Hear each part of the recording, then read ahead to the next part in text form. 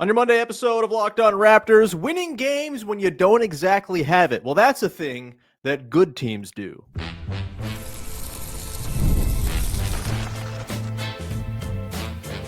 You are Locked On Raptors, your daily Toronto Raptors podcast, part of the Locked On Podcast Network, your team every day. Hey, what's going on? And welcome to another episode of Locked On Raptors, part of the Locked On Podcast Network, now the number one sports podcast network in the world. Your team every day. It is Monday, November the 10th, and I am your host, Sean Woodley. I've covered the Toronto Raptors now for 12 seasons on various platforms. You can find all my work over on Blue Sky. You can find the show on Instagram. You can join us in the Locked On Raptors Discord server. Link in the description of the podcast. 100% free to join. We'd love to see you become part of our listener community over there. Again, 100% free of charge. As always, come and join our listener family. Yes, we fight sometimes, but that's because we love each other. Today's show is brought to you by our friends at Game Time. Down the Game Time app. Create an account. Use code LOCKEDONNBA for $20 off your first purchase. And we're off and running here on a Monday episode, breaking down a 1-1 weekend for your Toronto Raptors. A thrilling, very entertaining 109-97 win where the Raptors dominate the fourth quarter against the Atlanta Hawks to go to 2-0 in the NBA Cup. The Cup is coming home, baby. And then, of course, they lost to the Philadelphia 76ers on the second half of the back-to-back, a game that was right there for the Raptors until an offensive rebound slipped through the grasp of Jamal Shed into the hands of a dunking Kelly Oubre, and the Raptors fell short without Jakob Poeltl. Still lots to like from this weekend of Raptors basketball. We will get into that. We will get into just the joy I'm finding in watching a team that can clearly win any night. It's not been a sort of common thing in these parts over the last couple of years, but it's been a thrill to watch so far. We will get into the good, the bad, and the as we always do after the Toronto Raptors play basketball games as well. But let's get into the game against the Hawks on Friday first, which, again, for a Friday night, you know, as the Raptors have spent the last couple of years being bad on purpose, I have really missed the Friday night Toronto Raptors basketball watching experience. They play most Fridays, and like nothing beats coming to the end of the week, firing up a Raptors game and having them play some competitive hoop as you get into the weekend. And that's just been not there the last couple years. And in this game against the Hawks, just like a damn fun game, you could feel the NBA Cup juice flowing through that building down in Atlanta. The teams cared. And maybe it's just a byproduct of, you know, the Eastern Conference just being a morass of 11 or 12 teams that are all kind of the same with various flaws and strengths that kind of rock, paper, scissors one another. And, you know, the Raptors were the scissors to the paper in this game against the Atlanta Hawks, a weird Hawks team without Trae Young that is just like a completely different basketball team to the one the Raptors beat on opening night with Trae Young healthy. Not to say they're bad without Trae Young. They've actually performed better by, you know, a per 100 possession basis without Trae Young on the floor this year by a pretty significant margin. And it's just like the complexion of that team is totally different. And it challenged the Raptors in this one. This was not an easy win for the Raptors to scratch out. And I think it was made all the more impressive because the Toronto Raptors did not have it really for long stretches of that game on Friday night. Brandon Ingram was clearly visibly frustrated at times during the game, slamming the water bottle down, splashing it all over Scottie Barnes as he was stretching out his back. He looked a little bit gimpy at times in this one. Ingram goes just 7 of 19. Barnes just 5 of 16. And you'd think, okay, those are the two best players on the team. They don't have it. The offense is not there. The efficiency is not there. This Hawks team is just like long and athletic, and they're protecting the rim incredibly well. Kristaps Porzingis looks like a different man than he did on opening night when the Raptors just kind of cooked him. He looked slow and out of position. This was, I think, a game where the Raptors kind of had a lot of guile in how they pulled it out. Again, winning games when you don't have your A game, that's like a hallmark of good teams. Figuring out a way to scratch it over the line when you just, you know, things aren't really going your way. You have certain guys who are just kind of having off nights or whatever. You know, the bench didn't give them a ton in this game. Yeah, you got 11 points from Grady Dick. You got 12 from Mamu, but, you know, Colin Murray-Boyles was quiet. Jamison Battle didn't do anything really in his 6 minutes except, you know, have gravity. And we'll get into, I think, the nice button pushing that Darko Rajakovic did in this game, you know, featuring some of those Jamison Battle looks.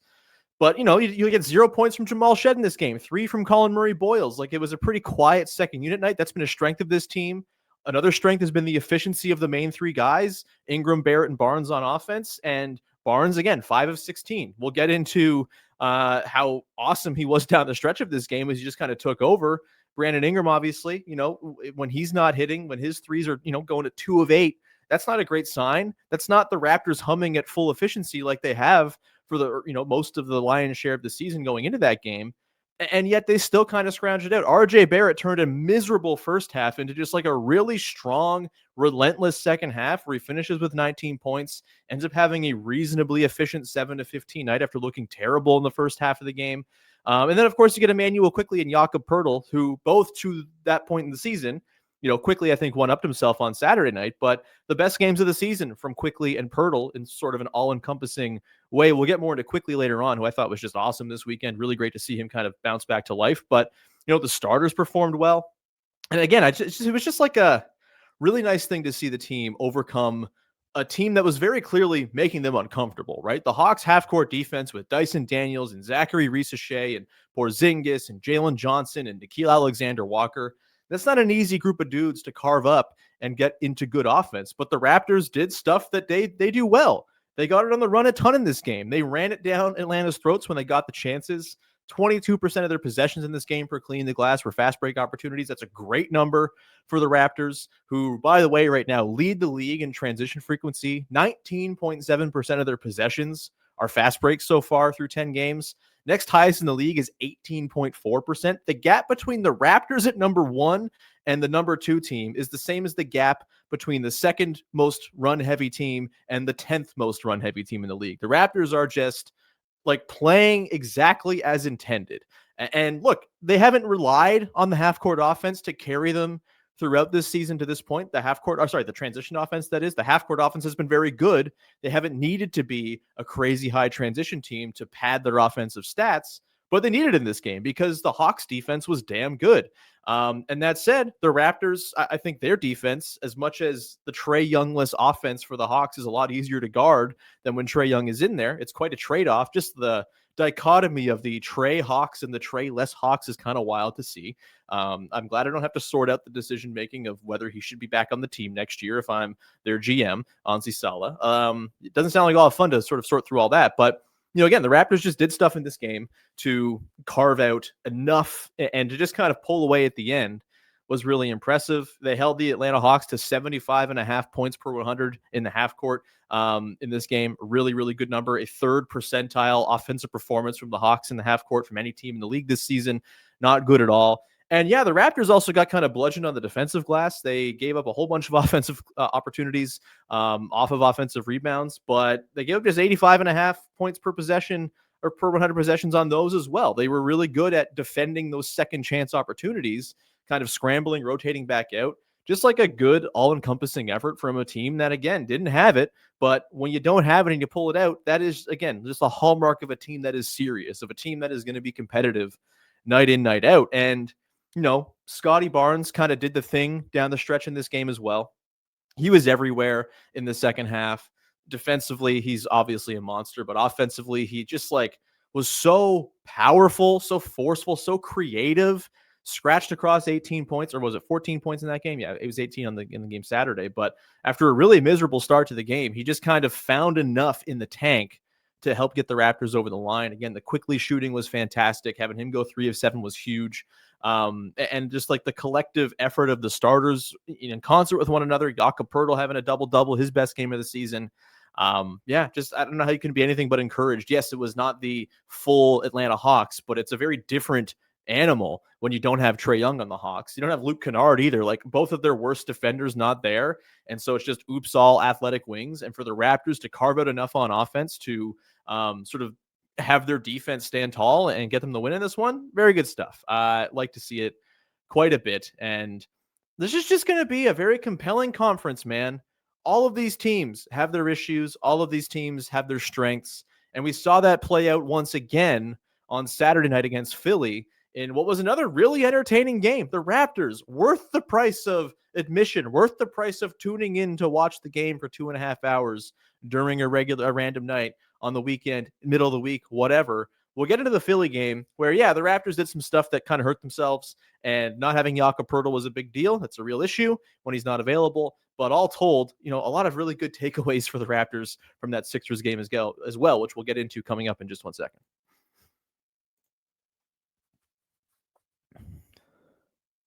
Today's show is brought to you by Robinhood. Your ambition just met its match with Robinhood. You play for the win, not just on game day, every day. Locking in on every opening, beating your PR, beating it again. Channel that drive into your money.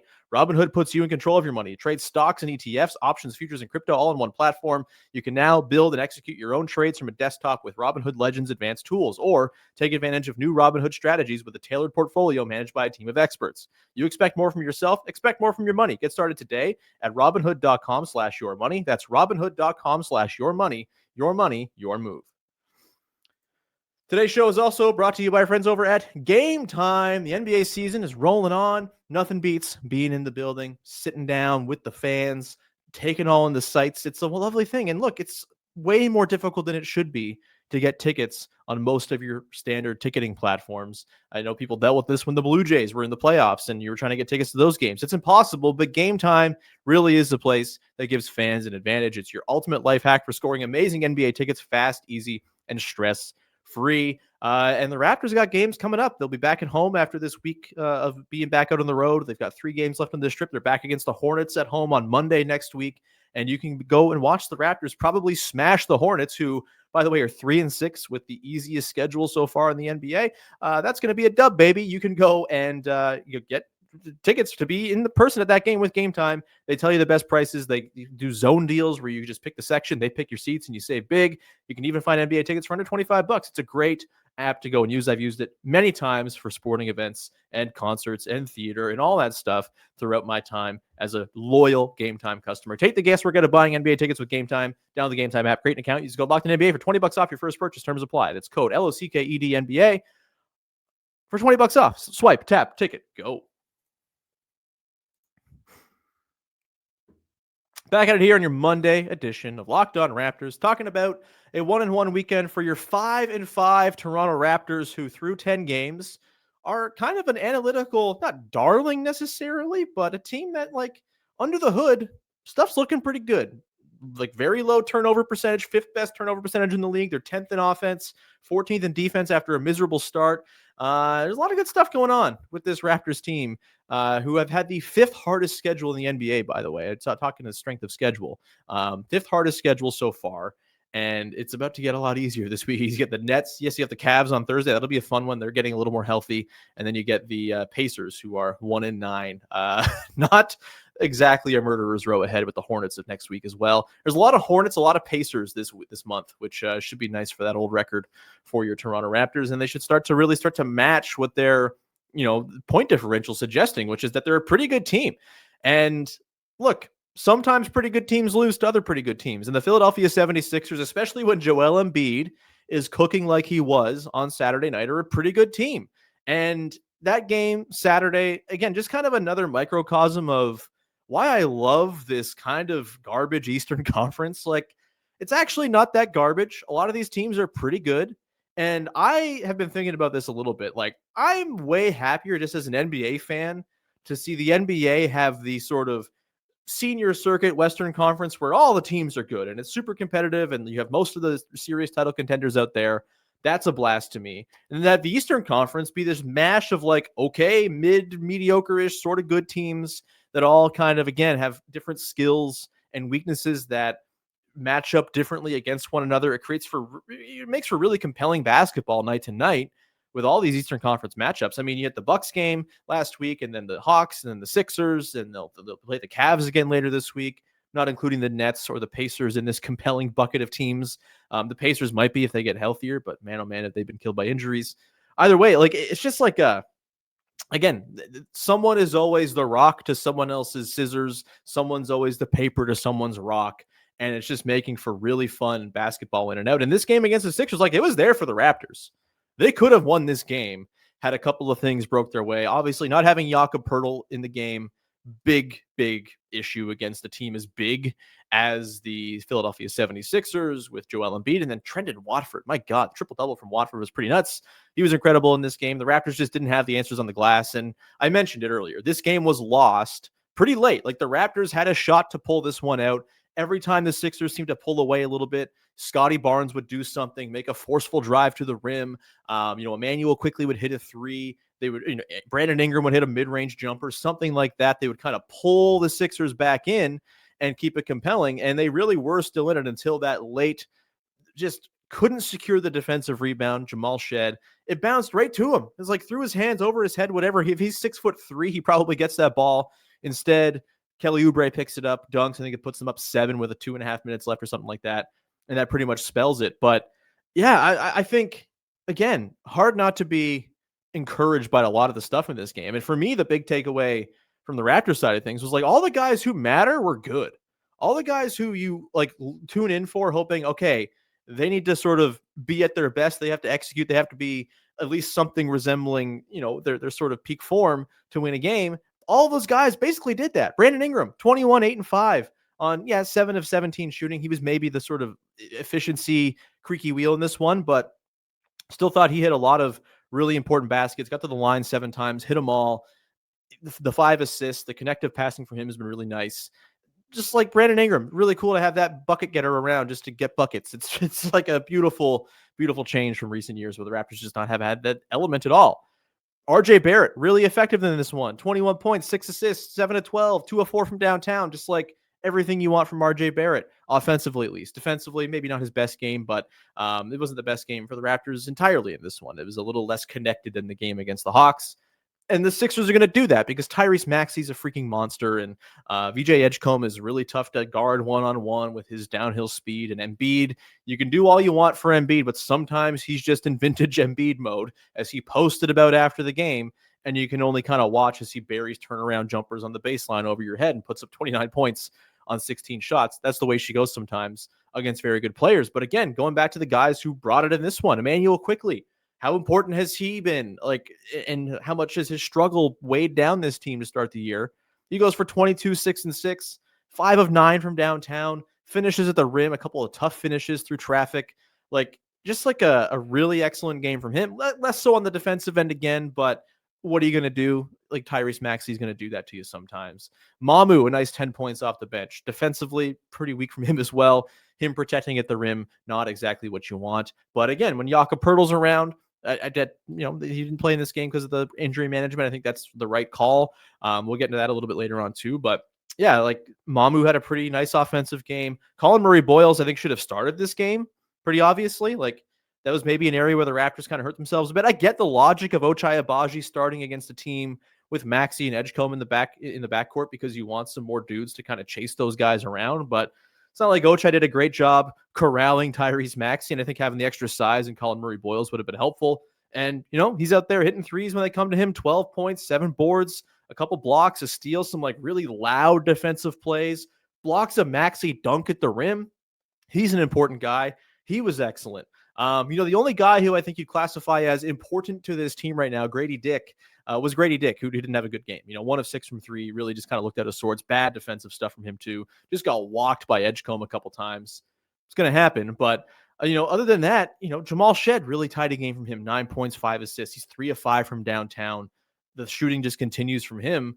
Like sometimes you're going to lose to a team on the second night of a back-to-back, which I don't think is a great excuse for losing games, but in this case, didn't have Poeltl, and you could tell they kind of lost the legs after a really hot start. They were like lights out from 3 in the first quarter. Was it like 9 of 11 early on? They finished the game just 16 of 38 from deep. They, the wave of negative regression just kind of hit them like a ton of bricks, and that's going to happen sometimes. And yeah, the defensive connectivity in this one wasn't great. They didn't do a great job with Maxey, but no one's doing a great job with Maxey, so I don't know how much you can really fault them for that. This was just a game where, this was 2 competitive teams that, it's a bit of a coin flip and one team pulls away at the end and they win, but I don't think it's necessarily anything to be upset about if you're a Raptors fan. And again, a lot to build on here. And again, to me, the most prevailing takeaway from all of this from this weekend is just like, even in defeat, this team's a lot of fun. Even in defeat, this team is like playing competitive, interesting basketball. And I just think to be watching a team that can in fact win on any night against any opponent, that isn't just a doormat for the teams that are like choosing to participate in the story of the season. It's really refreshing, and like they're right in it, man. This team, again, under the hood, looks pretty good. The sort of like the statistical underbelly of this team projects a lot of sort of sustainability for what they're doing going forward. And again, after Friday's game against the Hawks, all I could do was sit there thinking, man, I'm excited to watch this team play again in 24 hours. Same thing after watching them lose to the Sixers. A compelling loss, sure. You wish you pull out the win. Being 6-4 today would be a lot of fun. They're not. That's fine. They have a really easy schedule coming up. There will be plenty of time to be above 500 by multiple games.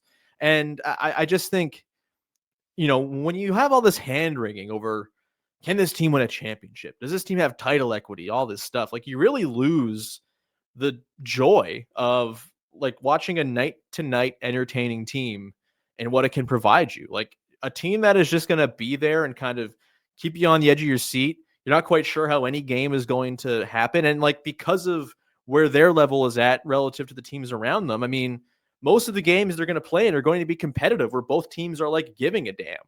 That's like 90% of the battle in sort of was this sporting event entertaining to watch sort of conversation is, did the teams try? And I think we're going to see a lot of teams trying in this Eastern Conference this year, 11 or 12 of them, in fact. And I think that's great. I think the environment that they're playing in, I think the night to night, like, it's not just like, okay, the next part of the schedule may be a little bit of this, but it's not going to be just like cakewalks every night. It's not going to be games against teams not trying, that don't feel like there's any juice or stakes to them, that you're just kind of walking to a victory. Like, it's just, I don't know, man. Call me romantic. I know I've always been a regular season head, someone who thinks the regular season should be valued more and we should appreciate the ride of 82 games. I'm appreciating the hell out of the ride so far. It's only 10 games in, but I feel like they've very much declared, this Raptors team, that they are serious, that they're going to be around, that they're going to, pick up some wins they probably shouldn't get. And hey, there will be losses that they should have had as well. They very well could have had that Sixers game. They could have had that first Bucks game a couple weeks back. Like, these things happen when you're playing in like a parity driven conference where everyone's kind of got a little juice. But yeah, all told, man, just fun to watch the team actually give a damn after the last couple of years in the wilderness, and a really fun weekend of just tuning into the basketball game and watching the local boys play some hoop. Like, it's been just so refreshing. And like the actual stuff we get to talk about, the tactics of all of it, also very interesting. I thought the tactics from Darko Rajakovic were one of the big takeaways from the weekend, in particular that game Friday against the Hawks. I thought he coached his ass off. We're going to get to that and more coming up on the other side here as we continue your Monday weekend recap episode of Locked On Raptors. Today's show is brought to you by FanDuel. The NBA is back, and there's no better place to get in on the action than FanDuel, the official sports betting partner of the NBA. Even if you miss the start of the game or want to ride the hot hand, FanDuel has live bets on everything from who will score next to fourth quarter comebacks. Plus, you can even combine your live bets into a same-game parlay for a shot at a bigger payout. It keeps every game exciting, especially when your team is making that late push. And it's not just the NBA, of course. You can go make futures bets on where certain MLB free agents will sign. The World Series next year, maybe the Blue Jays have some magic in them to get that redemptive victory, like the 2014 San Antonio Spurs going on a revenge tour after falling in 2013. If you want to get early on that, you can get pretty good odds on the Blue Jays right now to win the World Series next year. I think they're like the 10th best odds to win. That's pretty good to me. Throw some money down on them if they win the World Series next year. Not only will you be thrilled the Jays won the World Series, but you also get some money on the deal. Ain't that sweet? Right now, FanDuel is giving new customers $300 in bonus bets when your first $5 bet wins. So head to FanDuel.com to sign up and play your game with FanDuel, the official sports betting partner of the NBA. And today's show is brought to you by Doer, a lovely local sponsor we have here that has a new store for you to go and check out at 44 Ossington Avenue. And look, man, we are deep into Doer season on this end over here. I've got a Doer t-shirt and some Doer jeans that have been sent to me, and they're both extremely comfortable. And the jeans, it's snowing outside. You got to be warm out. The jeans I got the fleece-lined tapered jeans. They are incredibly comfortable and nice and warm. I wore them yesterday when I was shoveling snow, and it was fantastic. And, they're going to be my sort of go-to winter jeans so I can stay toasty, look fashionable, be comfortable. They are fantastic. And look, Dewar simply combines classic jeanswear style with the kind of comfort and performance you get from athletic wear. Best of both worlds. Dewar are pioneers of blending technological innovation with everyday clothing. They invented the original performance denim. Again, extremely comfortable stuff. 44 Rosington Avenue in Toronto. They have a new store for you to go and check out as well. Simply put, Dewar makes the world's most comfortable pants without having to sacrifice style. And once you try them, they're going to be your go-to like they are for me. And you can check out Dewar in Toronto. Again, 44 Rosington Avenue. Go check it out. Pick up a pair for yourself or as an amazing holiday gift. Mention the code LOCKEDONNBA.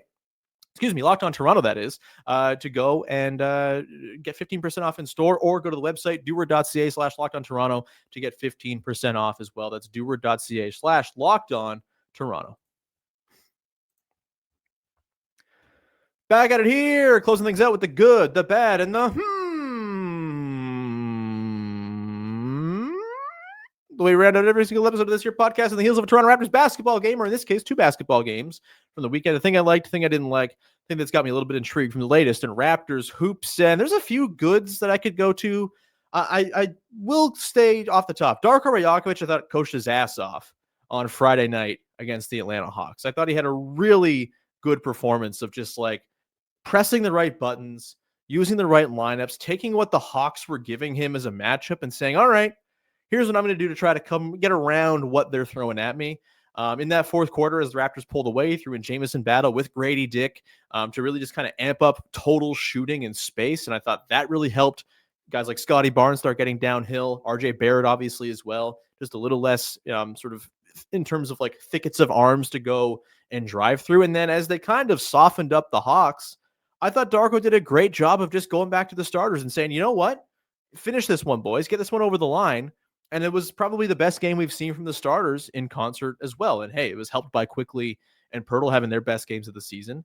But yeah, I just thought, there was all this sort of consternation about the bad challenge early on in this game. I think in the second quarter, there was an out of bounds call. Jakob Pirtle called for the challenge. It was out off Pirtle. It was kind of a bad challenge, kind of a classic vintage weird Darko Rajakovic challenge. And again, the challenges are often, kind of called for from the back bench. Darko has final say. You'd wish he'd hold on to it for later in the game. There were probably some opportunities late in the game where they could have used the challenge a little more effectively. I'm not much someone who cares about challenge theory, frankly, but glad that didn't come back and bite him. And I thought everything else in this game was really good from Darko. And I guess just another sort of tip of the cap to Emmanuel Quickly, who over the weekend had his 2 best games of the season. I thought, in particular, he defended so well on Friday against the Hawks. And look, it wasn't in the typical, he didn't have to guard Trae Young in space, right? That's where he struggled the most this year as a straight up one-on-one defender against fast guards. And we saw that against the very slippery Tyrese Maxey, although everyone is getting cooked by Tyrese Maxey this year. So I don't think there's any shame in that. But, on Friday, I thought Quickly, you go back and look, there was some just like beautiful, he had 3 steals in this game. One of them just totally sniffed out a backdoor cut that was happening on him with his guy, and he just like jumped it like Kawhi Leonard grabbing a pass from behind his back without looking against the Wolves. That was kind of what it looked like. It was not as flashy as that, but just the anticipation of, okay, this ball is going to this guy who's cutting. I'm going to go rotate over and steal this ball. Really impressive stuff. And then later in the game, he had a possession where Onyeka Okongwu got like a really easy early deep seal on him. Looked like it was going to be an instant bucket, but just like quickly stands tall, taps away the entry pass, deflects it to himself, goes back the other way. A really good all-around game from Quickly on Friday. And then I think Saturday was easily his best offensive game, period. Seeing him pull those just like very ballsy, very cheeky, deep pull-up threes. Love to see it. The transition pull-up threes, a huge part of his game. It's just really nice to see the threes falling again for him, up to 34% on the season. He's still got some room to fall back to the mean as well. But a really, really good weekend overall from Emmanuel Quickly, and I think kind of throws a little cold water on the sort of boiling pot of fury regarding Quickly's play and contract through the first 8 games or so. The bad, Jacoby Walter, man, not looking great right now, and just like does not look as though he thinks any shot he puts up is going in, which is a tough place to be. Very skittish, slow to make decisions too. There were a couple sequences where there's pretty snappy ball movement going around, and then it comes to Walter and he just like freezes for a second. Then the advantage dissipates. He swings it over, but the defense is back and set and recovered, and it just kind of nuked a possession. I still think defensively he's doing a lot of good stuff, moving his feet, all that stuff. But offensively, yeah, he just looks kind of lost right now. And I think it'll come along. He's generally a quite confident player. I mean, that was his whole thing in college that made me concerned about him was this guy's got too much irrational confidence. Hopefully he can come back. But, he had a couple missed threes again, but like he had the one shot where he kind of drove in from the wing and just kind of half-heartedly put up this like weird, sad floater where it was like, I know this isn't going in. Someone please rebound it for me. Pretty tough stuff. Hopefully he can get it ironed out right now. But yeah, he looks like, him and Ochai Agbaji, frankly, both look like the odd man out in the 2-guard rotation right now. Grady Dick, like it is his job to run with. He needs to be better than he was Saturday for sure. Big reason they lost is they got nothing out of that trio of guys, but Walter in particular looks pretty rough. I wonder if there's maybe a G League stint in his future just to kind of get it right, get this confidence back. Maybe he comes up later on. Although the G League team, they're killing it right now. They've been a monster through 2 games. Pretty fun to watch down there too. Maybe we'll check in on that with one of our friends who covers the G League sometime soon here. And then to close things out. Obviously, didn't see them on Saturday with Pirtle resting on the back-to-back, but I thought the Raptors starters, again, played their best game to date on Friday. They were +6 in 17 minutes on Friday. Easily their best game together so far. And over the last 2 games they've played together, a +11 in 27 minutes, kind of crawling back towards even. They really dug a hole for themselves. They were a -23 in their first 58 minutes together. Since then, they've kind of, again, crawled it back just a little bit. And I think they're not going to be, again, a lineup that totally runs teams off the floor. But I do think a healthy Jakob Poeltl, and look, injured does not equal bad, exhibit 10,000. When Poeltl is healthy and moving well, even at like 80%, he just makes things easier for that starting 5. The rebounding obviously gets cleaned up big time. The screening, the short roll stuff, the interior finishing as an outlet, all really good stuff. And yeah, nice signs from the starters. And look, it sucks he didn't play in the second half of the back-to-back. He could have used him big time against that team in Philly, but they kind of, this is the other thing about watching a team that's serious and trying is, they have the luxury a little bit of, you don't have to like cram all your wins into the first half of the season to prove you're worth something, right? This was the case with the last couple of years was like, all right, if it doesn't go well in the first month or two, this thing's going off the rails. They're going to tank. This time around, like they know they're not probably going to pull the levers to tank at any point this year. They've got too much invested in this team, and they can afford to take the long view with Jakob Poeltl and say, you know what, like, yeah, we might take a loss tonight on the second night of a back-to-back, but we'll be better for it long-term if it means Poeltl's able to get back to full health. And so, yeah, I thought really good stuff from the starters. Really encouraging to see them close that game and just kind of lock it down. And I'm hopeful. I'm hopeful that they will not get rinsed like they did in their first 4 games together, where again, they were -23 in those first 4 games together. Back up to a humble -12 so far. And the numbers are getting a little more encouraging by the stretch that they played together. We will leave it there. Thank you so much for rocking with the show. We'll be back again on Tuesday with our pal Vivek Jacob, and we'll probably take a deep dive into some of the early trends of the season through 10 games, and maybe we'll play a stupid little game with it. Won't that be fun? You can also join the Discord, link in the description of the podcast, 100% free to join. We'd love to see you in there, be part of our listener community, and we'll be back again later this week as well with all kinds of good stuff. We're going to talk about the game on Tuesday. On Wednesday, we'll have Katie Heindel back for her usual Thursday spot. Joe Wolfon will be along on Fridays. He's going to be a bi-weekly contributor to the show this year. Lots of fun stuff as the team is fun and interesting to talk about. What a beautiful thing. Thrilled to have you along for the ride. We will talk to you again on Tuesday. Another episode of Locked On Raptors. Thanks for hanging. Bye-bye. Oh, good start to the week.